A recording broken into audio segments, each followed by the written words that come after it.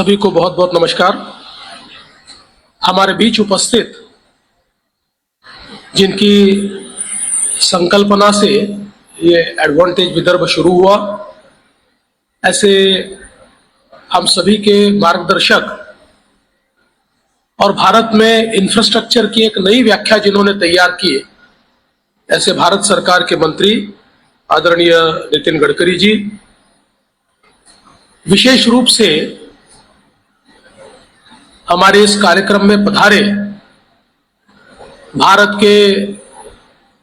बहुत ही जाने माने उद्यमी श्री सज्जन जिंदल जी, श्रीमती रोशनी नाडर, श्री प्रभाकरन जी, साथ ही में हमारे बीच उपस्थित पूर्व सेनाध्यक्ष मनोज पांडे जी, डोनावेट पुलसवात जी, आर.के. सिंह जी, मंच पर उपस्थित मेरे साथी चंद्रशेखर बावनकुळे जी, हमारे उद्योग विभाग के मंत्री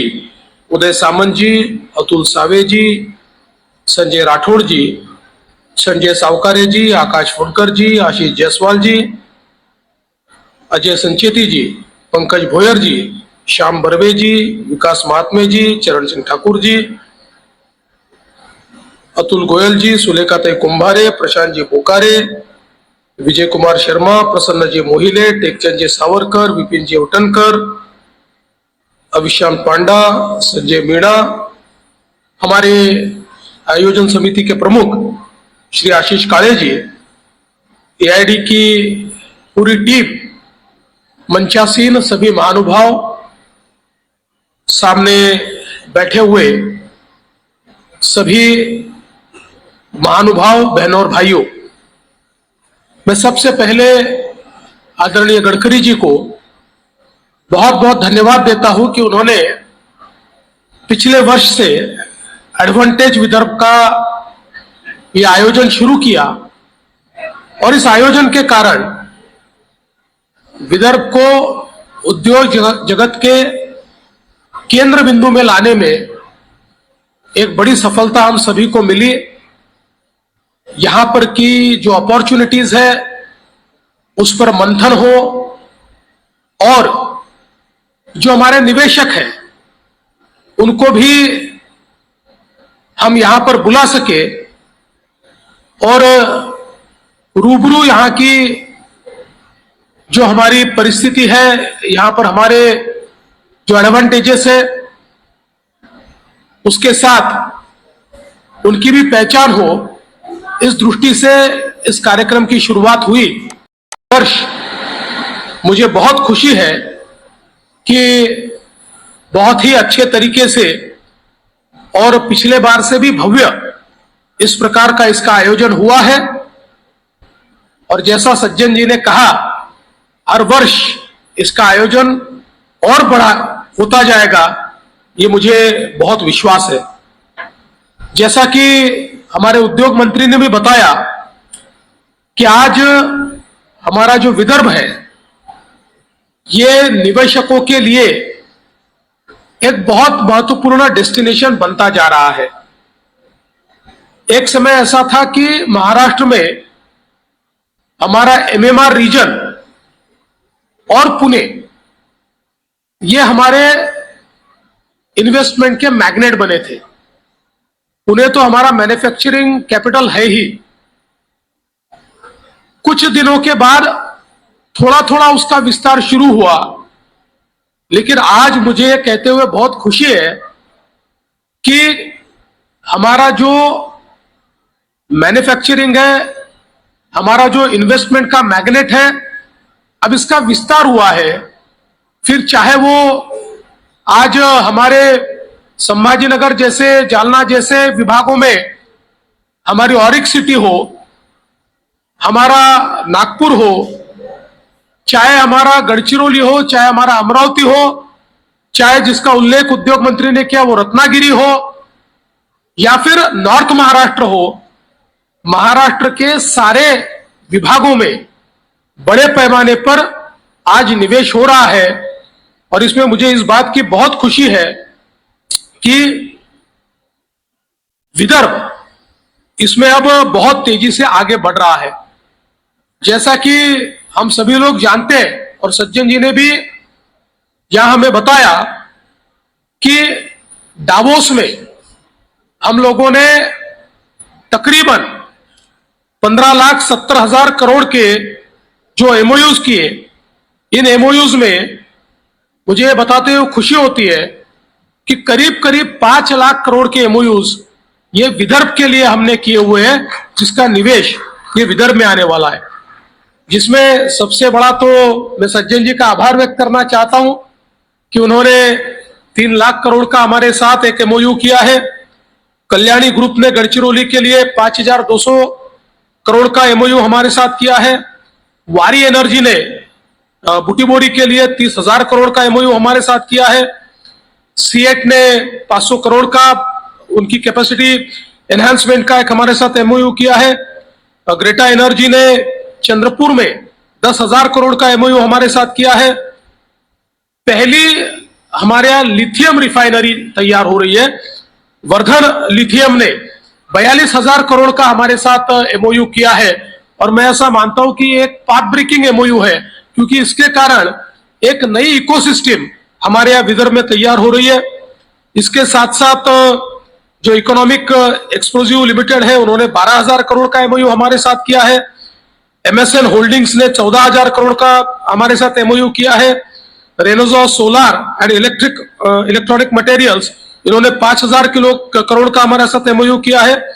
और हेजेरो इंडस्ट्रीज, इन्होंने तकरीबन 16,000 करोड़ रुपए का एमओयू हमारे साथ किया हुआ है। तो हम देख सकते हैं कि इमर्जिंग फील्ड्स जो है, इमर्जिंग जो टेक्नोलॉजीज है, इसमें बहुत बड़े पैमाने पर हमारे यहां पर एमओयू ये होता हुआ दिखाई पड़ता है। कई बार लोग कहते हैं कि एमओयू तो होते हैं, लेकिन ये एक्चुअल इन्वेस्टमेंट में परिवर्तित होते हैं क्या? तो हमारा अनुभव यह है कि देश में शायद इसका रेट कम है, 45 to 50% है, पर महाराष्ट्र में इसका रेट 75%, 85% और 90% तक हमको दिखाई पड़ता है। अगर मैं केवल आपको जानकारी के लिए बताना चाहता हूं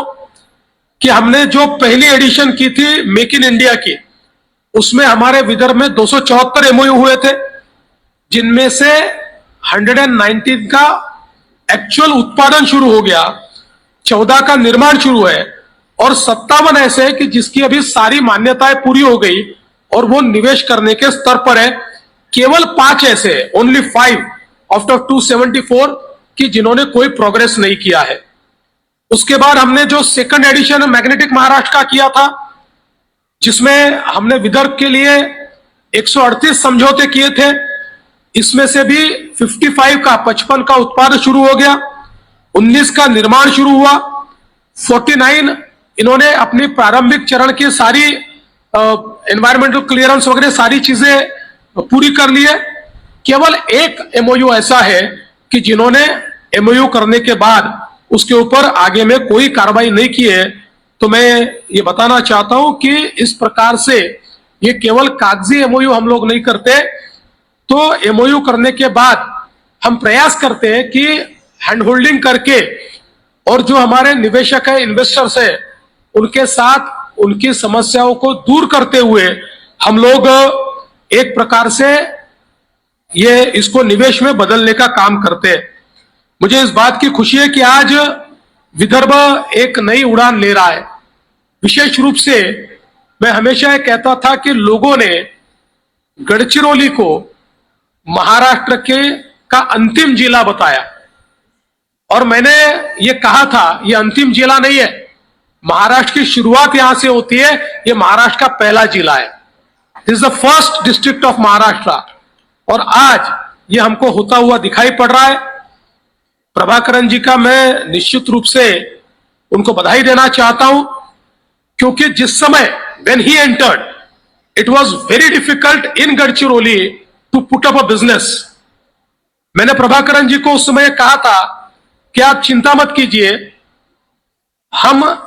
पुलिस प्रशासन आपके साथ पूरी ताकत से खड़ा होगा। लेकिन बावजूद उसके ये बहुत कठिन काम था, उन्होंने कदम आगे बढ़ाया और काम शुरू किया, मैंने दूसरी चीज उनको कही थी कि प्रभाकरन जी, मैं चाहता हूं कि don't use Gadchiroli as a mere colony. केवल उपनिवेश यहां पर न हो, यहां का रॉ मटेरियल बाहर जाए, यहां तक इसको सीमित मत रखिए। Try to invest here. आप यहीं पर एक पूरी इकोसिस्टम खड़ी कीजिए। उन्होंने तब मुझे कहा था कि आप मुझे जमीन दीजिए। हमने 2017 में उनको कोनसरी में जमीन दी और मुझे बड़ी खुशी है कि अभी 2024 में पहला प्लांट मेरी ही हाथों से उन्होंने उद्घाटित किया और दूसरे बड़े प्लांट का उन्होंने वहां पर भूमि पूजन किया। और उस समय हम लोगों ने घोषित किया था कि we will provide over to entire India, but यहां पर एक हम इकोसिस्टम खड़ी करें जिसमें चंद्रपुर है, गढ़चिरौली तो है ही, चंद्रपुर है, वर्धा है, बाजू में भंडारा है, इधर यवतमाल है, जो आजू बाजू का सारा इलाका है, इस इलाके को हम लोग ये पूरा स्टील रिवॉल्यूशन का फायदा कैसे दे पाए। और आज मुझे बताते हुए बहुत खुशी होती है कि होता हुआ दिखाई पड़ रहा है। और सज्जन जी ने जो प्लान तैयार किया है, उस प्लान के बाद तो मुझे इस बात का पूरा यहां पर मुझे लगता है कॉन्फिडेंस है कि निश्चित रूप से हम लोग देश की सबसे बड़ी इकोसिस्टम ये हमारे विदर्भ में गढ़चिरौली के अराउंड हम लोग खड़ी कर पाएंगे और इसके कारण एक बहुत बड़ा इसका परिणाम भी होगा। और मुझे ये भी बताते हुए खुशी होती है कि पिछले समय मैंने तय किया था कि हम लोग गढ़चिरौली में एयरपोर्ट तैयार करेंगे। हमने उसका ओएलएस सर्वे कंप्लीट कर लिया, 2-3 ऑब्स्ट्रक्शन है उसको हम हटाएंगे और अब हम जल्दी ही एयरपोर्ट की जमीन का लैंड एक्विजिशन तैयार कर रहे हैं। और मुझे विश्वास है कि आने वाले 2-3 सालों में गढ़चिरौली में एक अच्छा एयरपोर्ट होगा, क्योंकि सीधे हम लोगों को जो लैंड मिली है 4 किलोमीटर एक सिंगल स्ट्रेच की लैंड हमको वहां मिली है, तो कोई भी एयरक्राफ्ट जहां पर लैंड हो सके, इस प्रकार का एयरपोर्ट हम लोग गढ़चिरौली में तैयार करने जा रहे हैं, जिसके कारण वहां की जो परिस्थिति है ये बहुत बड़े पैमाने पर बदलेगी। उसी प्रकार से हम सभी लोग जानते हैं कि पिछले समय हमने अमरावती में टेक्सटाइल जोन तैयार किया, जहां पर कोई इंडस्ट्री नहीं थी। आज इस टेक्सटाइल जोन में हमको एक भी प्लॉट खाली नहीं मिलता, एडिशनल एक्विजिशन करना पड़ा। और इसी के चलते हम लोगों ने केंद्र सरकार की चैलेंज मेथड में अप्लाई किया था और केंद्र सरकार ने जो देश में चंद PM MITRA park in textile मंजूर किए, उसमें से एक मेजर पार्क ये हमारे अमरावती में मंजूर किया है। उसका काम हमने शुरू किया है और एक बहुत बड़ी इकोसिस्टम आज हम लोग अमरावती में देख सकते हैं कि कॉटन से लेकर फैशन तक की कंप्लीट इकोसिस्टम हम लोगों ने वहां पर तैयार कर लिए। ये जो पीएम मित्रा पार्क है, इसमें हम लोग उसको नेक्स्ट लेवल पर ले जाएंगे और विशेष रूप से हमारा ये जो कॉटन ग्रोइंग एरिया है, इसको एक बहुत बड़ा फायदा इसके माध्यम से होगा। कल हमारे उद्योग मंत्री और मैं पूना में गए थे। हम लोगों ने एक आर्म्स एंड एम्युनिशन और मिसाइल यूनिट का वहां पर उद्घाटन किया और वो जो जिन्होंने उसको स्थापित किया है, गणेश निबे जी ने मुझे कहा कि देवेंद्र जी, आपको लगता है कि ये जो कॉटन है ये टेक्सटाइल में ही इस्तेमाल होता है? मैंने कहा नहीं, और भी कई चीजों में होता होगा। उन्होंने मुझे कहा कि कॉटन का सबसे ज्यादा इस्तेमाल तो आर्म्स एंड एम्युनिशन में होता है। और उन्होंने उसकी एक पूरी इकोसिस्टम मुझे बताई और उन्होंने कहा कि आप अगर मुझे कुछ हजार एकड़ जमीन ये अमरावती और यवतमाल के पास देंगे, तो वहां का जितना आप कॉटन कहेंगे उतना सारा कॉटन मैं, जो आपका हमी भाव है, जो आपका एश्योर्ड रेट है, उसमें खरीदने के लिए तैयार हो। तो मुझे लगता है कि एक भी नया रिवॉल्यूशन इसके माध्यम से तैयार होने वाला है। इसके साथ साथ मुझे यह भी बताते हुए खुशी होती है कि हमने अमरावती एयरपोर्ट का काम पूरा किया, उसका लाइसेंस भी हमको मिला और अब चाइना के बाद एशिया की सबसे बड़ी फ्लाइंग एकेडमी, सिंह साहब आपके लिए बहुत महत्वपूर्ण है, एशिया की सबसे बड़ी फ्लाइंग एकेडमी ये अमरावती में शुरू होने वाली है। करीब करीब 25,000 पायलट का प्रशिक्षण ये अमरावती में होगा। हम लोगों ने इसके लिए जो एयर इंडिया है उसके साथ एक प्रकार से समझौता किया है और इसकी जल्दी ही हम लोग शुरुआत करने वाले हैं। तो एक नए प्रकार की इकोसिस्टम हम लोग वहां शुरू करना चाहते हैं। नागपुर का जो एयरपोर्ट है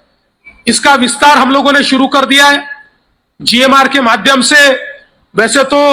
नितिन जी ने बताया, बात सही है कि हम लोगों ने तो इसका टेंडर 2019 में ही दे दिया था, किंतु एक बड़ा संघर्ष उसमें सुप्रीम कोर्ट तक गया। मैं सुप्रीम कोर्ट का भी आभार व्यक्त करता हूं कि उन्होंने एक प्रकार से उसको क्लियर किया और अब इस काम को बड़ी तेजी से हम लोग शुरू करेंगे। और इस एयरपोर्ट में हमने ये तय किया था कि from day one we want a airport with 2 air stream, क्योंकि हम लोग अगर कार्गो का काम शुरू करना चाहते हैं तो भविष्य में भी यहां पर कोई कंजेशन ना हो, इस प्रकार की व्यवस्था यहां होनी चाहिए।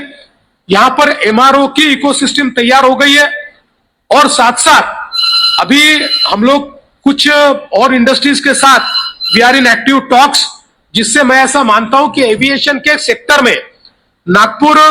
एक बहुत प्रमुख भूमिका आने वाले दिनों में यहां पर निभाएगा। इस प्रकार के कुछ निवेश ये आने वाले दिनों में भी आपको देखने को मिलेंगे। और इसके साथ साथ मैंने एयर इंडिया के लोगों से मेरी बातचीत हो रही थी, टाटा के लोगों से भी बातचीत हो रही थी, तो मैंने उनको ये कहा कि आपने न्यू मुंबई का एयरपोर्ट जो है, जो अभी हम लोग करीब 17 अप्रैल को शुरू करेंगे या अप्रैल के एंड में शुरू करेंगे, मैंने उनको कहा कि जिस प्रकार से दुबई का एयरपोर्ट हब के रूप में एमिरेट्स और बाकी सारे लोग करते हैं, उस प्रकार से आपने ये न्यू मुंबई का एयरपोर्ट एक हब के रूप में आपने एक डेडिकेटेड एयरलाइंस के रूप में उसको आपने काम करना चाहिए। और साथ साथ मैंने उनको कहा कि चूंकि ये जो हमारा नागपुर है, ये नागपुर देश का एक ऐसा शहर है, यहां से आप 1 घंटा 10 मिनट में मुंबई जाते हो, 1 घंटा 25 मिनट में दिल्ली जाते हो, 1 घंटा 20 मिनट में चेन्नई जाते हो, 1 घंटा 20 मिनट में बैंगलोर जाते हो, 1 घंटा 10 मिनट में आप 20 मिनट में आप कोलकाता जाते हो। तो देश में कहीं पर भी जाना है तो आप वहां पर जा सकते हो। तो ये जो मेट्रोस के एयरपोर्ट है, इन एयरपोर्ट्स को छोड़कर बाकी एयरपोर्ट्स के लिए नागपुर को एक इस हब के तरीके से आप, यानी आपका मेन हब जो है ये न्यू मुंबई का एयरपोर्ट रखिए और उसके स्पोक के रूप में आप नागपुर के एयरपोर्ट को इस्तेमाल कीजिए, ताकि आसपास से लोगों को आप यहां लाए और यहीं पर हम इमिग्रेशन की फैसिलिटी देंगे, बैगेज हैंडलिंग की फैसिलिटी देंगे, तो वो लोग यहीं पर इंटरनेशनल इमिग्रेशन करेंगे और मुंबई से देश के दुनिया के किसी भी कोने में जाएंगे। तो उसके ऊपर भी अब हमारी बातचीत शुरू है और आने वाले दिनों में उसका एक नया मॉडल हम तैयार करेंगे, ताकि एक प्रकार से मैं ऐसा मानता हूं कि नागपुर को ये जो एक सेंटर स्टेज पर नागपुर है या देश का एक मध्य बिंदु है, उसका इस्तेमाल आने वाले दिनों में हम निश्चित रूप से कर पाएंगे। आज रिन्यूएबल एनर्जी के मामले में भी और विशेष रूप से जिसको हम कह सकते हैं कि ईवी में भी एक बहुत बड़ी इकोसिस्टम यहां पर तैयार हो रही है। ईवी बैटरीज में सज्जन जी ने यहां पर निवेश किया है और भी लोग यहां पर ईवी बैटरीज में निवेश कर रहे हैं। और उसके साथ साथ जिसका नितिन जी ने उल्लेख किया, एक बहुत बड़ा यहां पर ईवी बस मैन्युफैक्चरिंग में अभी हम लोगों ने एमओयू किया है कि जिसके कारण ईवी बसेस जो है उसका एक बहुत बड़ा इकोसिस्टम ये बुटीबोरी में तैयार होगा। और आने वाले दिनों में हम सब लोग जानते हैं कि हमारा पूरा ट्रांसपोर्टेशन सिस्टम हम लोग ईवी में कन्वर्ट कर रहे हैं और उसकी एक बहुत बड़ी शुरुआत हम लोग ये नागपुर के हमारे इस फैसिलिटी से तैयार करेंगे। और उसी के चलते उनके ही माध्यम से माननीय गडकरी जी की पहल के कारण हम लोग एक ईवी ऑपरेटर्स का यहाँ पर एमओयू करने वाले हैं, जिसमें 10,000 हमारे युवाओं को ईवी ऑपरेटर्स के रूप में ट्रेनिंग दी जाएगी और उनको रोजगार भी बड़े पैमाने पर मिलेगा। मुझे आज ये भी बताते हुए खुशी होती है कि एक स्टडी हम लोगों ने यहां पर शुरू किया है, विशेष रूप से जब गढ़चिरौली ये इतना बड़ा स्टील हब बनने जा रहा है, तो इसको पोर्ट के साथ कनेक्टिविटी की दृष्टि से यहां पर जो हमारा चामोर्शी चिमूर वगैरह ये जो इलाका है, हमारी जो ये वैनगंगा नदी है और गोदावरी नदी है, तो इसका एक बड़ा नेटवर्क है और ये पूरा सीधा काकीनाडा पोर्ट तक जाता है। अभी जब मैं डावोस में था तो मैंने चंद्रबाबू नायडू जी से भी बात की और हमारे जो तेलंगाना के मुख्यमंत्री है उनसे भी बातचीत की और मैंने उनको कहा हम 3 लोग मिलकर अगर एक वाटरवे तैयार करते हैं तो सीधा पोर्ट कनेक्टिविटी ये हमारे विदर्भ को भी मिलेगी। और मैंने तेलंगाना को कहा कि आपको यू डोंट हैव सी, आपको समुद्र नहीं है, आपको भी इसका फायदा होगा और आंध्र प्रदेश को भी ये फायदा होगा कि उनके यहां पर जो पोर्ट है और जो पोर्ट कैपेसिटी है उसका बहुत अच्छे तरीके से इस्तेमाल होगा। उन दोनों ने भी इसके ऊपर एक प्रकार से हामी भरी है, हम लोगों ने उसका स्टडी शुरू किया है। तो मुझे लगता है कि एक बहुत ही जबरदस्त वाटरवे हम लोग ये तैयार कर पाएंगे और अगर ये वाटरवे फिजिबल अभी तो दिख ही रहा है, अगर ये हो गया तो मैं ऐसा मानता हूं कि ये जो एक स्टील हब हम लोग तैयार कर रहे हैं ये केवल देश के लिए नहीं तो एक इंटरनेशनली भी हम लोग इसका इस्तेमाल जो है वो कर पाएंगे और इसके कारण एक बहुत अच्छी व्यवस्था हम लोग यहाँ पर करेंगे। आज हम लोग देख रहे हैं कि जिस प्रकार से समृद्धि एक्सप्रेसवे के कारण आज लॉजिस्टिकली हम लोगों को जो हमारा जेएनपीटी पोर्ट है ये बहुत पास आ गया है और अब हम लोग देश का सबसे बड़ा पोर्ट वाढवन पोर्ट तैयार कर रहे हैं। ये वाढवन पोर्ट जो जेएनपीटी से भी 3 गुना बड़ा पोर्ट है, जहां 20 मीटर डीप ड्राफ्ट है, दुनिया की सबसे बड़ी शिप जहां पर आप ला सकते हैं और इस पोर्ट के साथ भी कनेक्टिविटी हम लोग करेंगे और जो हमारा समृद्धि महामार्ग है उससे सीधा वाढवन पोर्ट की कनेक्टिविटी हम नासिक से करेंगे, ताकि वाढवन पोर्ट जब तैयार होगा तो नासिक तो एक नया हमारा इंडस्ट्रियल मैग्नेट तैयार होगा, लेकिन नासिक से 1.5 से 2 घंटे में सीधा वाढवन पोर्ट पर हमारा गुड्स हमारे कंटेनर्स पहुंच जाए, इस प्रकार की व्यवस्था हम करेंगे। और इसके चलते जो ड्राई पोर्ट नितिन जी की अगुवाई से हम लोग हमारे लॉजिस्टिक पार्क में तैयार करना चाहते हैं, उस ड्राई पोर्ट का उपयोग करते हुए जेएनपीटी पोर्ट और वाढवन पोर्ट ये दोनों की इकोसिस्टम हम लोग ये विदर्भ में तैयार करने की कोशिश करेंगे, जिसके कारण हमारे यहाँ पर जो एक्सपोर्ट ओरिएंटेड हमारी जो इंडस्ट्री आ रही है या जिनका एक सप्लाई चेन इंपोर्ट पर निर्भर है, उनके लिए एक बहुत बड़ी निवेश के लिए एक व्यवस्था यहाँ पर खड़ी होगी और बिजनेस की भी व्यवस्था उनके लिए बहुत बड़ी खड़ी होगी। मुझे इस बात की भी खुशी है कि हम लोगों ने अभी अभी चंद्रपुर में एक